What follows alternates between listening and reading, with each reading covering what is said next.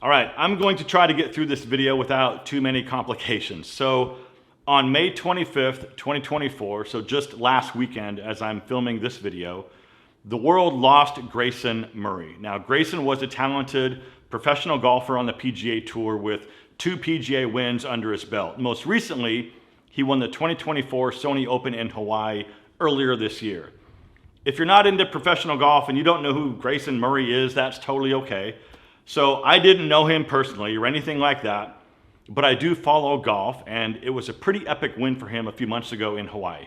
So I was watching the Charles Schwab event just last weekend on TV, and that's when I heard the news. So I guess Grayson withdrew from the tournament on Friday, saying that he was sick or he had an illness of some sort. On Saturday morning, the news came out that he took his own life at only 30 years old.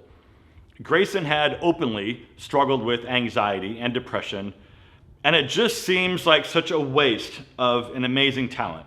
Now, some of you guys that have been around for a little while know my history with suicide. My older brother committed suicide when I was an early teenager, and it's a really shitty thing to have to live with and deal with, even today. So some of you might also know my history with golf. So back when I lived in Seattle, I played golf for many years, and I got pretty good. Good enough anyway to shoot mid-70s and 80s consistently enough to where I thought about making a career out of it. Now, for the record, I wasn't good enough to be on TV or be a touring pro or anything like that, but I was good enough to consider getting into the PGA program, and then of course trying to work my way up to being an assistant pro or a head pro somewhere. The thing is though, knowing a lot of those guys, I learned pretty quickly that they never get to play golf, right? They're so busy working at golf courses and country clubs and giving lessons at driving ranges that the only times these guys really get to get out and play are on like Monday or Tuesday outings with other club pros. So hearing the news about Grayson Murray just sort of hit me kind of hard for some reason. And again, I don't know him personally or anything like that, but I do have an understanding of what it takes to play golf at that level. It's not easy because if you think about it like this, your livelihood depends on how well you play. So if you didn't play well enough to make the cut on Friday afternoon, you're out of the tournament, right? You don't make any money that week at all, and you've got to go home or go travel to the next event and just try all over again.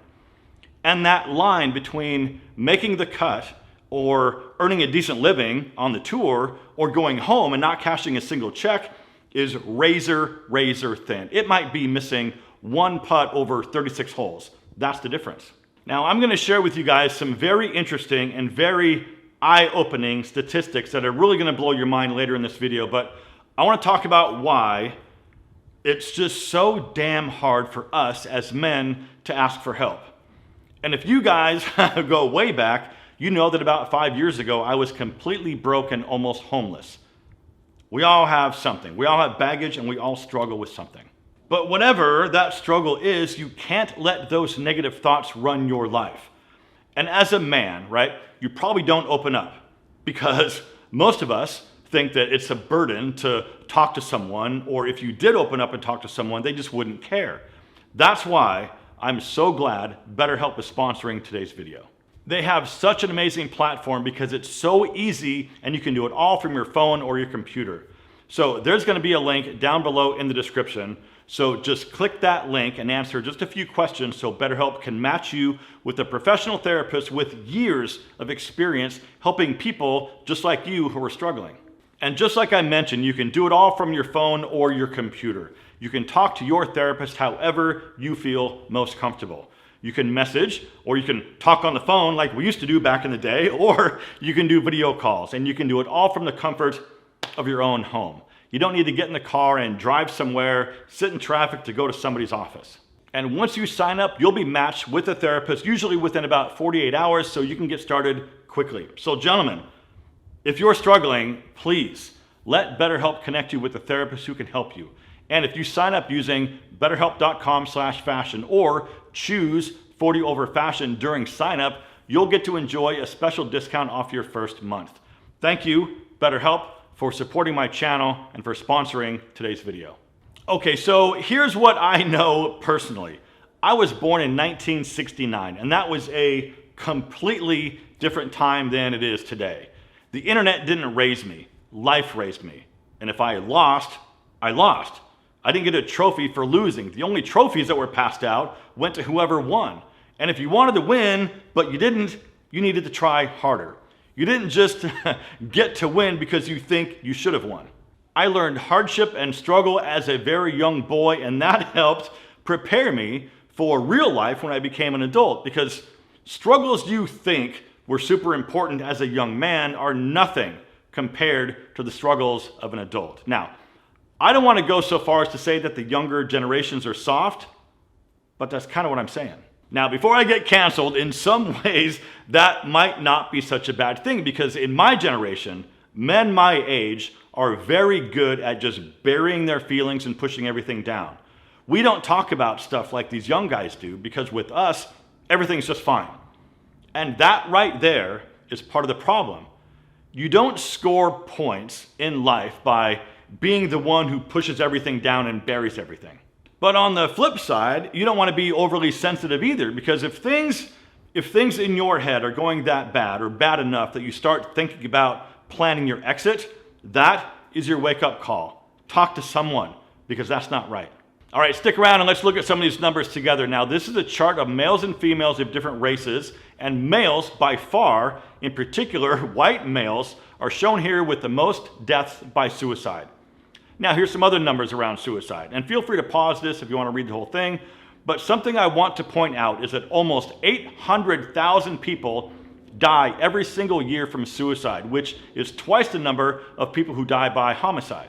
And the third line shows that each death by suicide leaves behind grieving family, friends, colleagues, and acquaintances. So for every death by suicide, at least 7 to 10 people are directly affected by that person's loss. So if you think that no one cares if you're gone, you are wrong. You're absolutely wrong.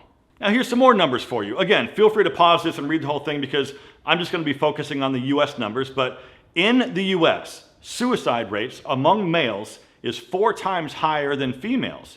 And male deaths represent 79% of suicides, which amounts to something like 105 men who die every single day by suicide. And that is absolutely insane. And in Canada, the UK, and the US, suicide is either the single largest or second largest cause of death among middle-aged men.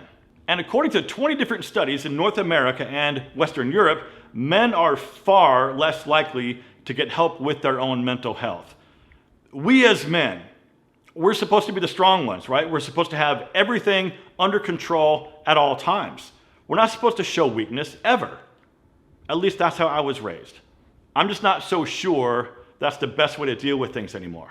All right, so maybe you know someone who's been acting a little bit off lately, and you can just kind of get a sense that something's going on. Here's a few warning signs that you can look out for. First, they talk about death or suicide, and they'll say things like, "I wish I was dead," or "I just wish I wasn't here anymore."